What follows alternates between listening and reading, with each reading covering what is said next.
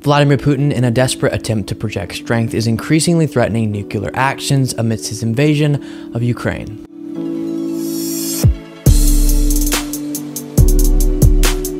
Because every single day my videos can't be all about one topic, I'm unable to really do a deep dive into every single development in this war. I try to give you small updates at the end of my videos and the here's what else you need to know today segments, but the purpose of this video is not to do an in-depth look at all the recent developments since my last video. Instead, I want to zero in on the nuclear threat element of it and talk about that. Before I do that though, I will do a quick rapid fire of what we've learned recently in regard to the war. So there's been more and more strikes on civilian targets by Russia, a maternity clinic, a children's hospital, which that violates the Geneva Convention, which makes this all war crimes. Ukraine is doing an amazing job of standing strong, Zelensky being a very courageous leader, civilians are standing up and fighting, and so far it's looking like it's going very poorly for Russia. That long line of tanks that was heading towards Kiev has just completely been halted, tons of tanks taken out, and all this is giving more time for resources and weapons to be sent to Ukraine. But we can't forget Russia does still have a superior military, and Putin is getting more and more angry and irrational because it's not going his way. And so this isn't me saying, yay, this is going to turn out the way that we want it to. And of course, while we keep up with this war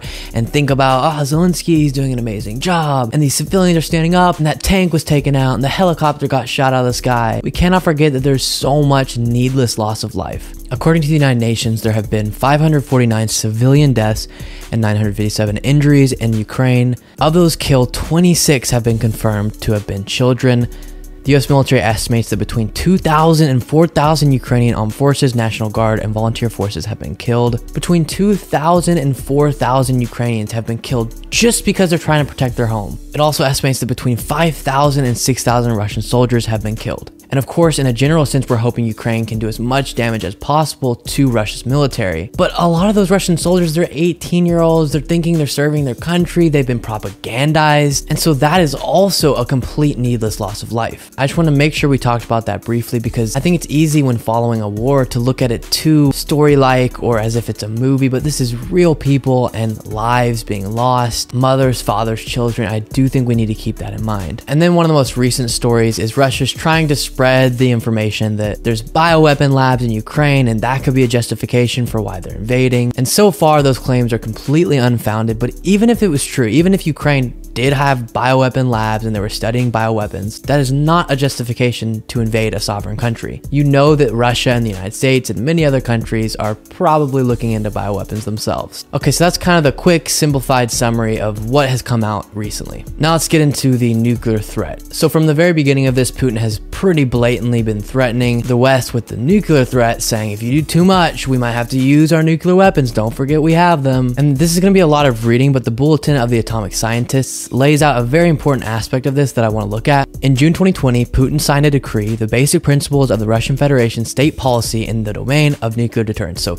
when will they use nukes? That specifies two conditions under which Russia would use nuclear weapons. The first is unsurprising. The Russian Federation retains the right to use nuclear weapons in response to the use of nuclear weapons and other types of weapons of mass destruction against it and or its allies. So if they're used on us, we'll use them back. That makes sense. But that sentence ends with an unusual statement.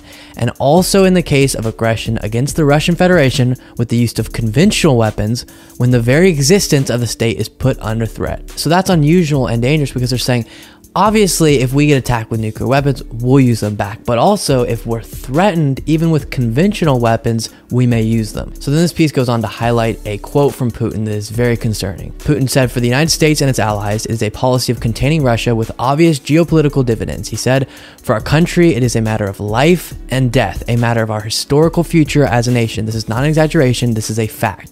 It is not only a very real threat to our interests, but to the very existence of our state and to its sovereignty. So this is concerning because in the written policy of when they would use it, it talks about if our state is put under threat. And then right there, he's saying our entire state and its sovereignty is being threatened by the West's actions. So the concern is he may be setting up a situation where he's justified in his mind and in his rhetoric to use nuclear weapons in response to all of this. But it is tough to imagine he would strike any country outside of Ukraine with nukes. So that brings us to the thing that seems the most likely that Putin would do. And this headline kind of perfectly sums it up.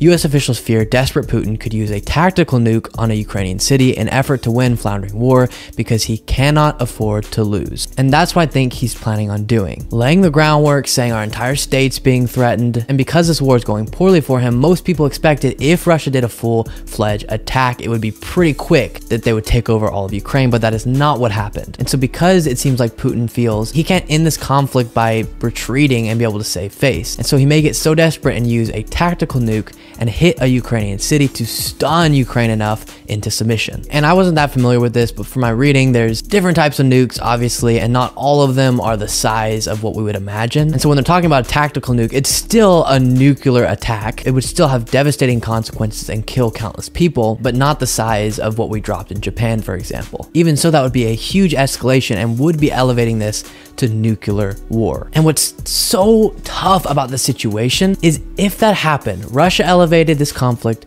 to nuclear action, the United States would be so helpless and would watch this happen but not be able to directly stop it. Because obviously if we got directly militarily involved, that would have even more devastating consequences. So we'd have to stick to things like sanctions, which, don't get me wrong, are doing huge harm to the Russian economy. The Russian ruble's down below a penny in value. Their economy is completely in the dumps, but I just can't imagine having to watch and still just have to sanction if they drop a nuke on a Ukrainian city. But again, that is kind of what we'd have to do. The last aspect of this I wanted to touch on is Chernobyl. Since its big famous tragedy, it's been used as a nuclear waste holding place, and so Russian forces went to take it over and they were bombing all around Chernobyl, which could cause a nuclear meltdown. This waste is still very volatile, and all of this also caused it to be detached from the power grid, which it needs power for the cooling, and if it doesn't have that, it could also lead to a meltdown. And so it's already concerning. I don't even know why they would need Chernobyl. Because it's nuclear related, even if we don't know their exact purpose for wanting to take over that particular place, it's already sort of bad. We don't want anything nuclear related with Russia, but also the way they were playing fast and loose, dropping bombs all around it, which could lead